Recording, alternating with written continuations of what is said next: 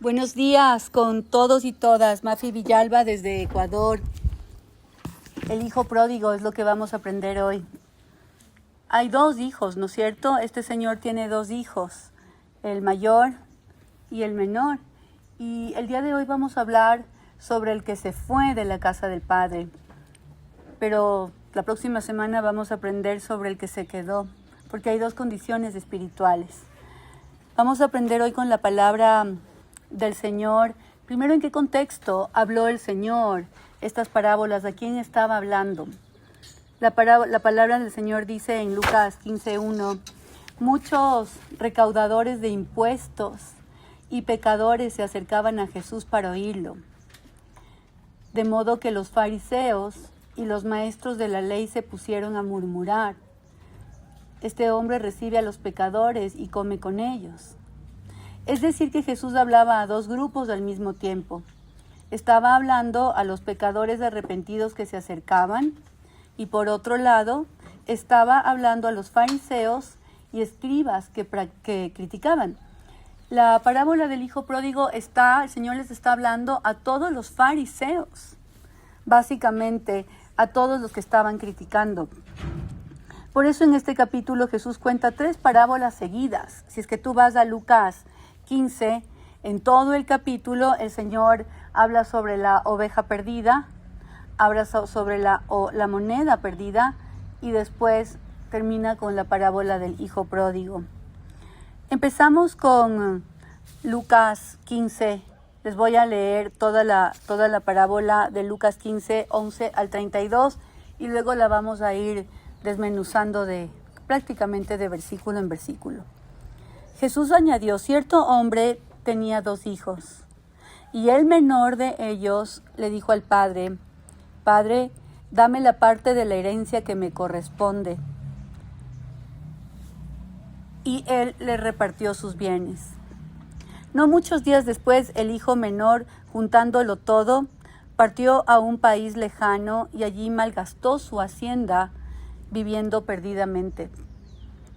Cuando lo había gastado todo, vino una gran hambre en aquel país y comenzó a pasar necesidad. Entonces fue y se acercó a uno de los ciudadanos de aquel país y lo mandó a sus campos a apacentar cerdos. Y deseaba llenarse el estómago de las algarrobas que comían los cerdos, pero nadie le daba nada. Entonces, volviendo en sí, dijo, ¿cuántos de los trabajadores de mi padre tienen pan de sobra?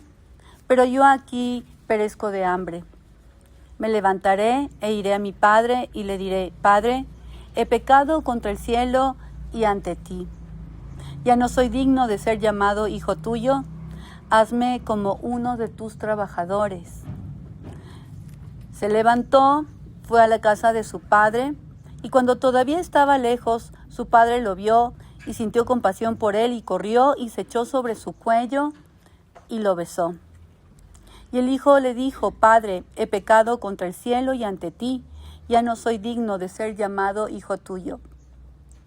Pero el padre dijo a sus siervos, pronto, traigan la mejor ropa y vístanlo, pónganle un anillo en su mano y sandalias en los pies. Traigan el becerro engordado, mátenlo y comamos y regocijémonos. Porque este hijo mío estaba muerto y ha vuelto a la vida, estaba perdido y ha sido hallado. Y comenzaron a regocijarse. Hasta ahí vamos a aprender el día de hoy, ¿ya? El hijo menor que se fue. En Lucas 11:12, en Lucas 15:12 dice, y el menor de ellos le dijo al padre, Padre, dame la parte de la hacienda, de la herencia que me corresponde, y él les repartió sus bienes. ¿Cómo funcionaba la herencia en el contexto judío? Según la ley, cuando vemos Deuteronomio 21:17, el padre distribuía la herencia después de su muerte. El hijo mayor recibía doble porción, el menor recibía una parte menor. La herencia incluía tierra, bienes familiares y honor. Aunque en casos excepcionales se podía anticipar una parte, Pedirla voluntariamente en vida del padre era culturalmente una ofensa gravísima. ¿Qué significaba? Era como decirle, ¿sabes qué? Me da igual que estés vivo o muerto, a mí lo que me importa son tus bienes. ¿Qué significaba lo que hizo el hijo menor? Cuando el hijo dice, Padre, dame la parte que me corresponde, en términos culturales está diciendo, prefiero tu dinero antes que tú. Para mí es como que si ya estuvieras muerto. Eso fue lo que, para la cultura de esa época, el Señor puso este ejemplo gravísimo. No me importas tú, yo lo que me importa son tu herencia. Esto no era solo rebeldía, era deshonra pública, era una ruptura familiar y era un rechazo a la identidad que tenía hacia su padre. ¿Ok? Después, en Lucas 15:13, no muchos días después, el hijo menor, juntándolo todo, partió a un país lejano y allí malgastó su hacienda viviendo perdidamente. Dice acá, se fue a un país lejano y allí malgastó su herencia viviendo perdidamente. ¿Cuántos de nosotros hemos recibido la herencia del Señor como hijos de Dios? Ya lo hemos recibido a Él y hemos malgastado la herencia que tenemos como hijos. Herencia de paz, herencia de dignidad, herencia de honra, de vida, de respeto, de libertad, de tantos regalos de gracia que el Señor nos ha dado y preferimos irnos como el hijo menor, apartados de la presencia del Padre. Y ahora vamos a aprender en todos estos versículos de lo que hizo el hijo menor y las consecuencias espirituales, porque muchas veces hemos actuado como este hijo menor en rebeldía, pero también hemos actuado como el hijo mayor que se quedó. Ya vamos a aprender eso la próxima semana. Si se fue a un país lejano, lo que está queriendo decir el Señor es que se apartó de la presencia del Señor. ¿Y cuáles son las consecuencias espirituales cuando nos apartamos del Señor? No es solamente, está hablando de algo geográfico, sino totalmente espiritual. Se alejó del Padre, hubo una ruptura con la relación con su Padre, tuvo una independencia espiritual de su Padre y tuvo una total y absoluta falta de mayordomía. Ustedes saben que bíblicamente nosotros no somos dueños de nada, somos apenas mayordomos. Él nos ha dado absolutamente todo para que nos enseñoreemos en la creación, para que la administremos, pero el dueño del oro, la plata y de todo es ¿quién? Es el Padre. En la Biblia, lejos de Dios siempre implica una pérdida total de dirección. Y como hemos visto ahora lo que le pasó al hijo menor, tuvo una pérdida total y absoluta de la dirección en su vida en todos los sentidos. Malgastó su hacienda, tuvo una administración completamente irresponsable de su herencia. La herencia representa recursos, propósito, identidad. Teológicamente todo lo que Dios da, vidas, dones, oportunidades también las perdió, porque se fue fuera de la cobertura del Padre. Recuerda que Salmos 91 dice, el que habita al amparo del Altísimo mora bajo la sombra del Omnipotente. Y todo lo que le pasó al hijo pródigo, al menor, fue apartarse completa y totalmente de la sombra y el amparo del Omnipotente. El hijo no administra su herencia, no multiplica su herencia, no honró lo recibido. En Proverbios 21:20 dice esto, tesoro precioso y aceite hay en la casa del sabio, mas el hombre necio todo lo disipa. Ora conmigo. Padre, he recibido tu herencia de ser hijo e hija de Dios. Tu palabra dice que soy heredero y coheredero en Cristo Jesús. Y tengo herencias de gran valor que tú me has dado al pertenecer a tu reino, al cuerpo de Cristo, al ser tu hijo y tu hija. Y sin embargo de eso me doy el lujo de desperdiciarlas, de disiparlas. En el nombre de Jesús, hoy oro para que no seas una persona necia, ni tú ni yo. Tesoro precioso y aceite hay en la casa del sabio siempre, pero el hombre necio todo lo disipa. Oro para que el Señor nos invade de sabiduría, de templanza, de prudencia, de mayordomía, y no disipemos los tesoros y la gracia que el Señor nos da, y que siempre estemos junto al Padre y no nos alejemos de su cobertura y de su presencia en el nombre de Jesús. Vemos en el hijo menor, en el segundo, aquí aparece la inmadurez espiritual, no saber administrar lo que Dios confía en nosotros. Viviendo perdidamente, la palabra clave, empezó a vivir perdidamente, y en griego la idea es una vida desenfrenada, sin control, sin límite moral. ¿Y cuántas veces nosotros hemos tenido una vida sin control, desenfrenada, viviendo en la carne, con todas las consecuencias espirituales que eso conlleva? Cuando él dice que vivió una vida desenfrenada, viviendo perdidamente, significa que empezó a vivir un placer sin responsabilidad, lleno de impulsividad y una ausencia de dominio propio. La Biblia habla de las obras de la carne, claramente en Gálatas. Dice que podemos ser guiados por el Espíritu o podemos ser guiados por la carne. Cuando somos guiados por el Espíritu, habla de que podemos tener los 9 frutos del Espíritu Santo habitando en nosotros, que son amor, paz, fe, paciencia, bondad, benignidad, mansedumbre, templanza y dominio propio. Pero dice que cuando estamos guiados por la carne, tenemos envidias, borracheras, pleitos, contiendas, orgías, celos, arrebatos de ira y demás. El hijo pródigo estaba guiado por la carne o por el Espíritu. Por la carne. Y tomó sus decisiones en emociones o en oración. En emociones. ¿Qué perdió? La cobertura del Padre. ¿Nos ha pasado? ¿Cuáles han sido las consecuencias? Es una vida gobernada por los deseos cuando estamos en la carne, no es una vida gobernada por Dios cuando estamos en el Espíritu. Hubo una falta total de madurez espiritual. El problema del hijo no fue solo el pecado, fue su inmadurez. Vivir por impulsos, no tener dominio propio, no discernir las consecuencias, no valorar lo que recibió, inmadurez total. No puede sostener decisiones correctas. Y eso nos pasa a diario cuando nos apartamos del Señor, cuando ya no estamos guiados por el Espíritu Santo, cuando no tenemos la guía de la palabra del Señor y cuando tenemos la guía de consejeros del mundo, vivimos esto. Vamos a estar manejados por impulsos, no tenemos dominio propio, vamos a tener consecuencias graves al no tener discernimiento y al no haber valorado el tesoro, la perla de gran precio que ya hemos recibido.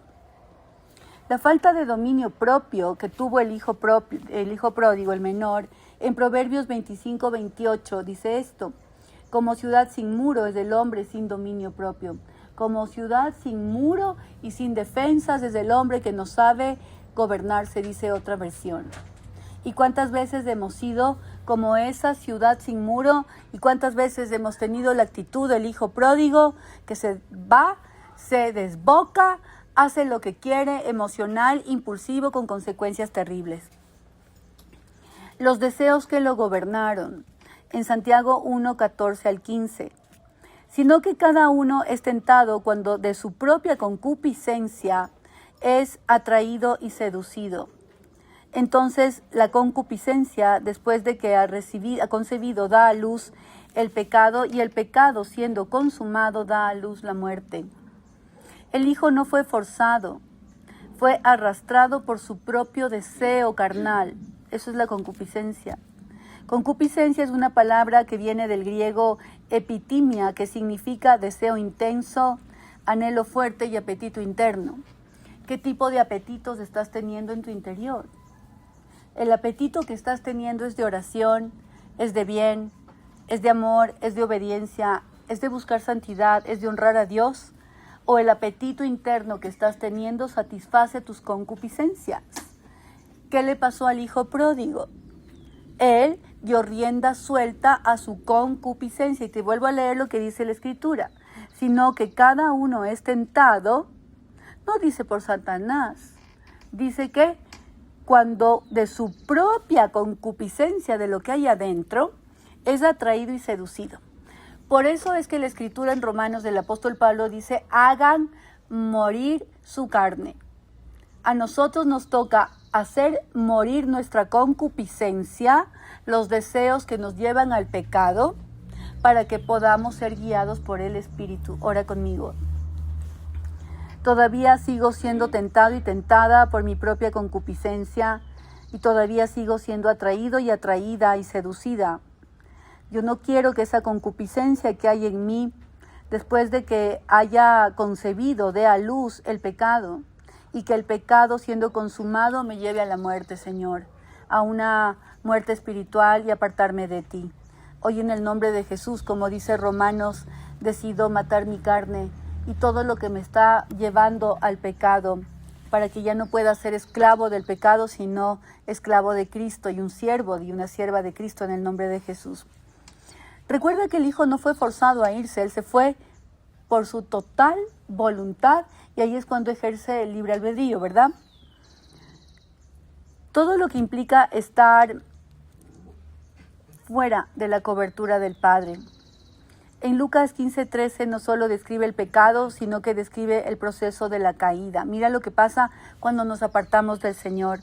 Existe una independencia, se creyó independiente. Cuando nos creemos independientes y cuando empezamos a hacer lo que nos parece, yo soy cristiano a mi manera, cuando no cumplo la palabra del Señor, las consecuencias son complejas y es muerte espiritual. Hubo una mala administración, malgastó todo, hubo un desenfreno, vivió sin límites y una ruina total que le llevó a la miseria. ¿Y cuántas veces hemos caído en eso? ¿Cuántas veces hemos caído en una ruina total espiritual? La buena noticia es que si es que ya caíste en esa ruina espiritual, la palabra del Señor en el Sermón del Monte en Mateo dice: bienaventurados los pobres de espíritu. Y el pobre de espíritu es el que ya cayó en esa ruina espiritual, que ya le dice: me rindo. El que está en bancarrota espiritual, el que le dice: Señor, si tú no me ayudas, si tú no intervienes, aquí yo me hundo y me muero como miserable. Ora conmigo. Yo no conozco la condición espiritual en la que estás, pero tal vez estás como el hijo pródigo. Tal vez estás en esa condición que decidiste apartar del Señor, apartarte, decidiste vivir de una manera independiente, has tenido una mala administración de tus bienes, has tenido desenfreno en tus decisiones, y todo esto te ha llevado a una ruina, tanto económica como espiritual. Pero hoy, en el nombre de Jesús, recuerda que Dios no quiere que nadie se pierda, sino que todos procedan al arrepentimiento. Señor, me arrepiento de esta manera necia, insensata de vivir. Quiero tu guía, necesito tu cobertura, tu protección. Sé que alejado de ti nada puedo hacer. Hoy, en el nombre de Jesús, bendigo tu corazón para que con humildad regreses a los brazos del Padre. Luego, en Lucas 15:15, dice: entonces fue y se acercó a uno de los ciudadanos de aquel país, y él lo mandó a sus campos a apacentar cerdos. Cuando el Señor pone en sus parábolas de ejemplos, lo hace por algo, no lo hace porque sí. Pudo haber escogido un conejo, pudo haber escogido lo que sea, un perro, pero escogió un cerdo. ¿Por qué escogió un cerdo? En Levíticos 11:7, el cerdo está considerado impuro, no se podía comer ni tocar, era un animal inmundo. Entonces, esto implica que existía una contaminación ceremonial, un rechazo religioso y una deshonra cultural. ¿Qué significa que el Hijo termine cuidando cerdos? Para los oyentes de Jesús, especialmente los judíos, esto era lo más bajo a lo que podía llegar una persona. Imagínate lo que significa en el contexto judío que alguien vaya a comer con los cerdos, con un animal inmundo que no se lo podía tocar. En el momento clave, en el Evangelio de Lucas, en el versículo 15, el 17 y 18, dice esto: entonces, volviendo en sí, dijo: ¿cuántos de los trabajadores de mi padre tienen pan de sobra, pero yo aquí perezco de hambre? Es aquí como que ya empieza a tener algo de conciencia, ¿verdad? Ya empezó. ¿Te ha pasado que estás perdido? ¿Te ha pasado que estás haciendo barbaridades en el mundo? Que luego llega como algo a tu corazón y empiezas a tener convencimiento de justicia, pecado y juicio, ¿quién crees que está obrando? ¿Tú o el Espíritu Santo? ¿Ya? Y aquí dice, les vuelvo a leer todo el contexto. Y volviendo en sí dijo, ¿cuántos jornaleros de mi padre tienen abundancia de pan? Y yo aquí perezco de hambre. Me levantaré e iré a mi padre, y diré, Padre, he pecado contra el cielo y contra ti. Ya no merezco que se me llame tu hijo, trátame como si fuera uno de tus jornaleros. Eso era el plan que el hijo pródigo iba a decirle al padre cuando llegue, ¿ya? Le iba a decir, ¿sabes qué? Me arrepiento, dame cabida, pero trátame como uno de tus empleados. Aquí Jesús describe con una profunda e increíble lo que es el verdadero arrepentimiento bíblico. Si tú no tienes arrepentimiento, difícilmente tu condición espiritual va a cambiar porque vas a seguir viviendo igual. Volver en sí, despertar espiritual. No fue solo un pensar mejor, voy a hacer las cosas, fue un cambio profundo de corazón, recuperar la cordura espiritual, ver la realidad como Dios la ve a través de los ojos del Señor. Cuando tú estás viviendo en el pecado y cuando te estás revolcando con los cerdos, espiritualmente estás ciego, no ves nada. Una de las cosas que hace Satanás es ponerte una venda espiritual, un velo espiritual, que te tiene entenebrecido el entendimiento, alejado de la vida de Dios. Eso dice la Escritura, no entiendes nada, no ves nada, por eso te vas a comer con los cerdos. Imagínate lo que es un hijo teniendo todo lo que tenía el papá, que el papá tenía bienes y riquezas, preferir, escoger, irse a comer con los cerdos. ¿Y cuántas veces tú y yo hemos preferido los cerdos a la presencia del Señor? Ora conmigo. Padre, no quiero estar comiendo con los cerdos. Tal vez ese cerdo sea un esposo que te irrespeta. Tal vez ese cerdo pueda ser una esposa que te maltrata. Tal vez los cerdos puedan ser amigos que te llevan al adulterio, a la fornicación, a la droga, al mundo. Tal vez los cerdos pueda ser un negocio que estás haciendo cosas inapropiadas.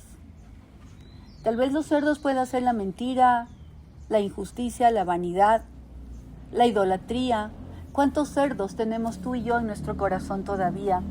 Hoy en el nombre de Jesús, oremos juntos para que el Señor nos deje ver con claridad la cantidad de cerdos a los que estamos alimentando. Y hoy quítanos de eso, Señor, en el nombre de Jesús, y dame una convicción real para poder vivir de acuerdo a lo que tu palabra me demanda. El pecado nubla el entendimiento. Dice la Escritura que tenemos entenebrecido el entendimiento, alejados de la vida de Dios. ¿Tuvo o no tuvo el hijo pródigo entenebrecido el entendimiento?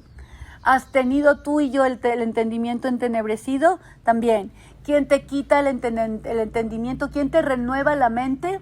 El Espíritu Santo. La Escritura dice que el Espíritu Santo nos renueva la mente para que así podamos comprobar cuál es la voluntad buena, agradable y perfecta que Dios tiene para mí y para ti.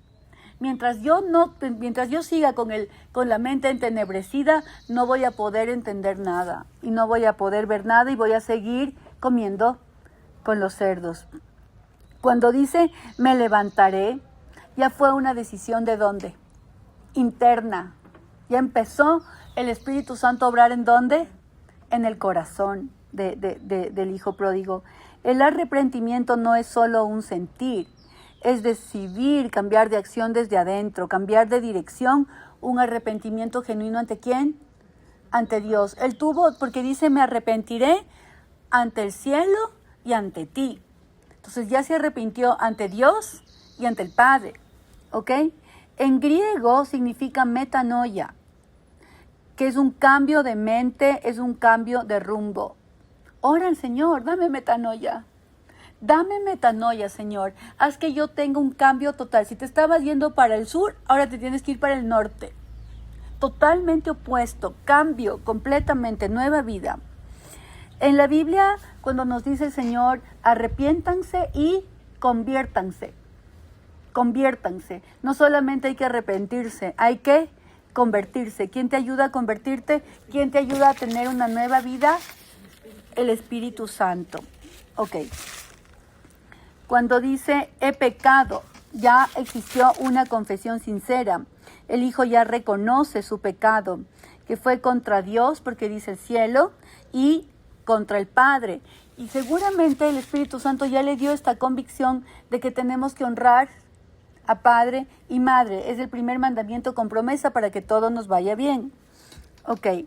Dice que esto es una muestra de responsabilidad personal, sin excusas, sin culpar a otros por tus consecuencias. Ya no soy digno. Cuando dices ya no soy digno, y muchas veces tú y yo hemos dicho no soy digno de estar frente a ti, ya hubo una humildad genuina en el corazón, ya no hubo soberbia.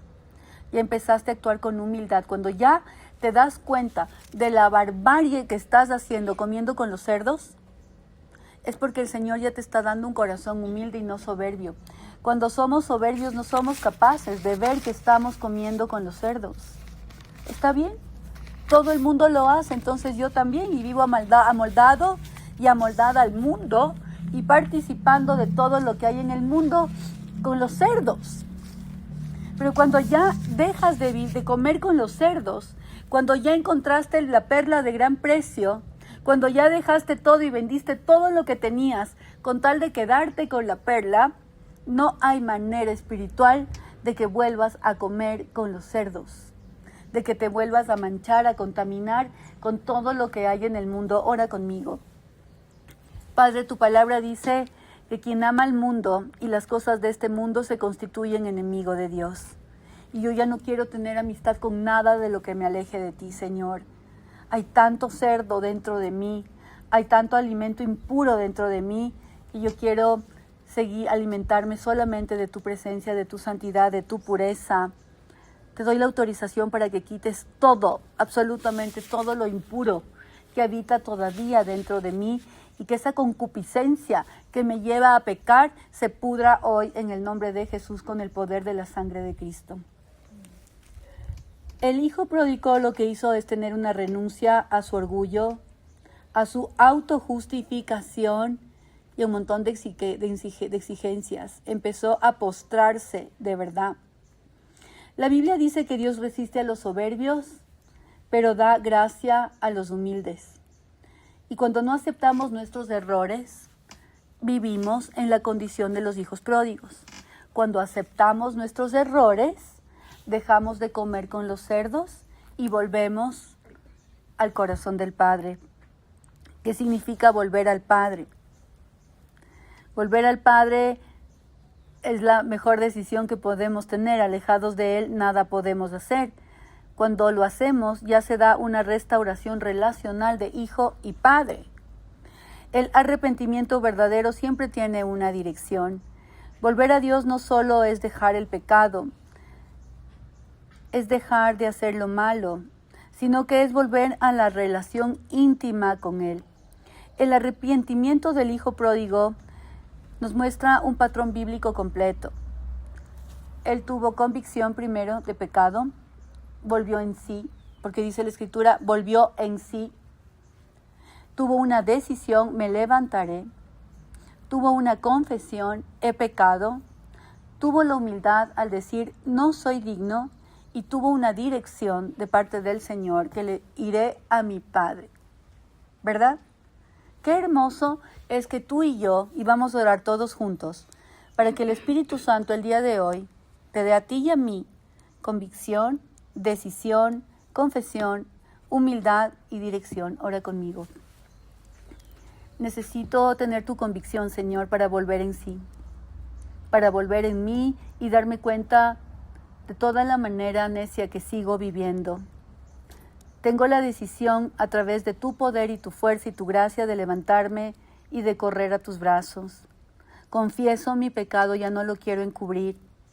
Gracias por la humildad que me estás dando de poder darme cuenta de mi condición y arrepentirme de corazón. Y gracias por la maravillosa dirección que me das, porque tu palabra dice en Isaías, no temas, yo te ayudo, yo te sostengo de mi diestra. Pero he sido yo quien me alejé. Hoy decido volver a ti, Señor, y decido que seas tú quien guíes mis caminos en el nombre de Jesús. Y cuando vemos en Lucas 15:20, dice esto: y cuando todavía estaba lejos, su padre lo vio y fue movido a misericordia y corrió y se echó sobre su cuello y lo besó. Mira lo que implica esto. Cuando todavía estaba lejos, su padre lo vio. Significa que el padre lo estaba, ¿qué? Esperando. Y esto es algo súper importante, porque exactamente igual como el padre estaba esperando al hijo pródigo, nuestro Dios Padre nos espera. Él está esperándonos a que nosotros nos acerquemos, pero nosotros nos vamos a comer con los cerdos. El Padre lo estaba esperando, lo vio, sintió compasión por él. ¿No te suena la cruz? ¿No te suena lo que hizo el Señor en la cruz? Y corrió y se echó sobre su cuello y lo besó. ¿Qué significa que un padre corriera en el contexto judío? En la cultura judía del siglo I, un hombre mayor y respetable no corría en público. Correr implicaba levantarse la túnica y es una exposición vergonzosa. Era visto como algo indigno para correr atrás de alguien, era una pérdida del honor. Los hombres de autoridad caminaban con dignidad, nunca corrían. Entonces, ¿por qué esto es tan impactante? Cuando Jesús dice que el Padre corrió, está rompiendo completamente el esquema cultural. Esto significa, el Padre se humilla voluntariamente, así como lo hizo el Padre al dar a su Hijo para que muera humillado en el madero por nosotros. Pierde su imagen pública, se expone a la vergüenza, así como Cristo se expuso a la vergüenza en el madero, y no le importa el qué dirán. Todo por restaurar a su Hijo. El Hijo apenas viene, pero el Padre ya lo veía de lejos y salió primero. Y en Romanos 5:8 dice esto: mas Dios muestra su amor para con nosotros, que aun siendo pecadores, Cristo murió por nosotros. ¿Cuántas veces el Padre nos ha estado esperando y hemos sido nosotros los que nos volcamos y nos vamos fuera de su presencia?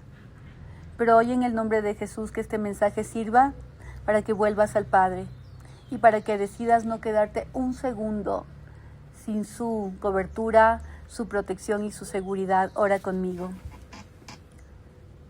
Sé que el Salmo 91 dice: Señor, que el que habita al amparo del Altísimo mora bajo la sombra del Omnipotente. Sé que tu palabra dice que a todos los que lo recibieron les dio la potestad de ser llamados hijos de Dios. Y sin embargo, de haberte recibido, me he ido lejos de ti. Hoy quiero regresar a casa, Señor. Sé que me estás esperando con los brazos abiertos. Sé que me vas a besar el cuello. Sé que vas a correr por mí. Sé que no te importa las consecuencias que tengas, que transgredes las normas, la sociedad, la cultura, con ir en pos de mí. Sé que dejas las 99 y bastas la perdida. Y esa soy yo. Pero hoy estoy dispuesto y dispuesta a que me alcances y nunca más apartarme de tu cobertura, de tu soberanía, de tu amor, de tu presencia, en el nombre de Jesús. Luego vamos a ir a Lucas 15:22, cuando dice: pero el Padre dijo a sus siervos: ya llegó, pronto, traigan la mejor ropa y vístanlo, pónganle un anillo en su mano y sandalias en los pies. Y luego dice: traigan el ternero más gordo y mátenlo para celebrar un banquete, porque este hijo mío estaba muerto. ¿Muerto en qué? Muerto en pecados, pero ahora ha vuelto a la vida. Se había perdido, pero ya lo hemos encontrado. Así que empezaron a hacer una fiesta. Y el siguiente domingo vamos a ver la actitud del hijo mayor. Imagínate la actitud del hijo mayor, ¿no? Eso queda para el próximo domingo. Esto no es solo afecto, es una restauración pública, legal y total. Para un judío del siglo I, cada elemento tenía un significado muy claro. ¿Por qué dice la mejor ropa? La mejor ropa significa honra y cobertura. No era cualquier vestidura, sino la mejor túnica de la casa, probablemente fue la túnica del Padre. Significado es una restauración de dignidad. Acuérdate que además vino oliendo ¿a qué? A cerdo. ¿Ya? Y así llegamos o no llegamos al Señor. Cuando yo fui alcanzada por el Señor, yo olía a cerdo. Olía a alcohol, olía a lujuria, olía a sexo desenfrenado, olía a mentira, olía a desobediencia y a desorden. Yo no sé a qué estás oliendo tú, pero cuando estamos donde el Padre olemos mal. Sin el Padre olemos mal. Es una restauración de dignidad cuando le da la túnica, es una cobertura de su vergüenza, identificación visible con la familia, se restaura también. En Isaías 61:10 dice, en gran manera me gozaré en el Señor, mi alma se regocijará con mi Dios, porque me vistió con vestiduras de salvación, me rodeó de mano de justicia. El Señor, cuando vuelves a los brazos del Señor, cuando te vuelves a Cristo, te quita el ropaje de mendigo y te da nuevas vestiduras. Lo hizo conmigo, lo ha hecho con millones y hoy lo quiere hacer contigo.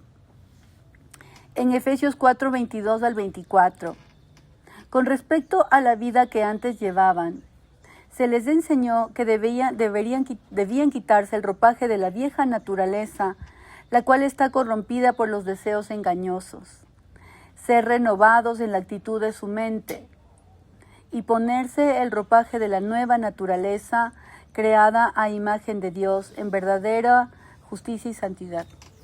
Cuando tienes el nuevo ropaje del Señor, te vistes de amor, te vistes de paz, te vistes de verdad, te vistes de justicia, te vistes de bondad, te vistes de esperanza, te vistes de fe, te vistes de gozo, te vistes de pureza, te vistes de santidad, te vistes de un celo santo para las cosas del Señor. Es una vestimenta preciosa comprada con precio de sangre. Y teniendo este ropaje y teniendo esta túnica, ¿se imaginan lo que es volver a quitarnos el ropaje y volver a comer con los cerdos? ¿Y cuántas veces dentro de la iglesia veo personas que me regresan en calidad de oliendo a cerdo y yo les observo, oro por ellos, les observo? Porque donde está el Espíritu del Señor hay libertad. La función de un pastor es alimentar al rebaño del Señor con la palabra, no es ser policía ni chapa. En Quito decimos chapa a los policías. No es esa, no es la función. Y cuando regresan oliendo a cerdo, las consecuencias son tan fuertes y son tan graves espiritualmente. Pero siempre les recuerdo que el Señor siempre tiene esa túnica nueva para volverte a cubrir. Él es el que levanta tu cabeza, Él es el que te da dignidad. La palabra dice que cuando estamos en Cristo ya no hay condenación. La palabra del Señor dice que a todos los que estamos en Cristo, donde está el Espíritu del Señor, ahí hay libertad. Y dice que Él cargó con toda la vergüenza. Y seguramente, como parte del cuerpo de Cristo, te has entibiado. Y a mí me resulta súper difícil creer y entender por qué se entibian. Porque cuando tú tuviste un encuentro real con el Espíritu Santo, tal vez contristas al Espíritu con tu actitud carnal, porque existe un pecado remanente dentro de nosotros, pero ya no te vas a comer con cerdos. Y si te estás yendo todavía a comer con cerdos, es porque no has nacido de nuevo. Alguien que nació de nuevo ya no se va a comer con los cerdos. Ya tienes la renovación del Espíritu Santo, ya te dio nueva vida y ya andas por caminos de libertad y justicia. Ora conmigo. Tú le dijiste a Nicodemo, es necesario nacer de nuevo. A menos que no nazcas del Espíritu, de agua y del Espíritu, no entrarás en el reino de los cielos. Hoy oro para que a través del poder del Espíritu Santo tengas un nuevo nacimiento, recibas esa vestidura de justicia, de pureza, de santidad, te cubras con el manto de santidad del Señor y andes en novedad de vida en el nombre de Jesús. Cuando ya tienes esta nueva vestidura y esta cobertura, esta nueva túnica del Señor, Existe una nueva naturaleza y una nueva vida en Cristo, que es lo que le ofreció el Padre al Hijo pródigo cuando le puso una nueva túnica. En Colosenses 3:9 al 11 dice esto: dejen de mentirse unos a otros, ahora que se han quitado el ropaje de la vieja naturaleza con sus vicios y se han puesto el de la nueva naturaleza que se va renovando en conocimiento e imagen de su Creador. Cada vez tienes mayor ropaje en Cristo, cada vez los harapos de antes se van, y cada vez el Señor te viste más de Cristo, ¿verdad? En esta nueva naturaleza no hay griego, ni judío, ni circunciso, ni incircunciso, culto, ni inculto, esclavo, ni libre, sino que Cristo es todo y está en todos. Ora conmigo. Oro para que dejemos de mentirnos unos a otros, porque el Señor ya nos quitó el ropaje de la vieja naturaleza con todos los vicios que teníamos. Oro para que una vez que ya nos hemos puesto este ropaje de la nueva naturaleza, sea renovado día a día a conocimiento de Cristo. Oro para que tú y yo en esta nueva naturaleza simplemente tengamos la mente del Señor, sigamos sus pasos, seamos imitadores de Cristo y podamos representarlo como Él se merece en el nombre de Jesús. Le dio la túnica y luego dice que le puso un anillo en su mano. ¿Y qué significaba el anillo? Significaba autoridad e identidad. Y en esta cultura el anillo representaba autoridad familiar, un derecho legal, una identidad como hijo. Era como devolverle la firma de la casa. No lo recibe como un siervo. ¿Se acuerdan que el hijo dijo, me voy a ir a la casa de mi padre y le voy a decir que me trate como uno de los siervos? Pero cuando llegó a la casa, ¿qué hizo el padre? No le dio ni siquiera tiempo de hablar. Salió corriendo, dio la orden de que traigan las mejores vestimentas, anillo y sandalias y que maten a un becerro. No le escuchó. Solo le abrazó y le acogió. ¿Hace eso o no hace eso Cristo con nosotros? Él solamente está esperando que regreses. Él solamente está esperando que te vuelques a Él, que le entregues tu corazón. Y Él tiene ya la túnica lista, Él tiene el anillo y tiene las sandalias para darte. No lo recibió como un siervo, no lo recibió como un esclavo, lo recibió como un hijo. Y hoy bendigo tu identidad de hijo y de hija. En el nombre de Jesús, deja de culparte. Si ya te arrepentiste de corazón ante el Señor, recibe ese perdón y levántate con su gracia, con su gloria, con su favor en el nombre de Jesús. En Lucas 15:24 dice esto: porque este hijo mío estaba muerto y ha vuelto a la vida, estaba perdido y ha sido hallado. Y comenzaron a regocijarse. Esta frase no es literal. El hijo no murió físicamente, sino que había muerto, ¿qué? Espiritualmente. ¿Qué significa muerto era? En la Biblia la muerte no es una muerte biológica nada más. Es la separación de Dios. La paga del pecado es muerte. El pecado te separa de Dios y tienes una muerte espiritual. Se había alejado del Padre, había roto la relación, vivía fuera de su identidad de hijo. Escucha lo que dice Efesios 2, del 1 al 5. En otro tiempo ustedes estaban muertos en sus transgresiones y pecados, en los cuales andaban conforme a los poderes de este mundo, haciendo lo que la carne quiere en nuestras concupiscencias, ¿verdad? Se conducían según el que gobierna las tinieblas, según el espíritu que ahora ejerce su poder en los que viven en la desobediencia. En este tiempo también todos nosotros vivíamos como ellos, impulsados por nuestros deseos pecaminosos, siguiendo nuestra propia voluntad y nuestros propósitos. Como los demás, éramos por naturaleza objeto de la ira de Dios. Recuerda que el pecado y la desobediencia lo que genera es ¿qué?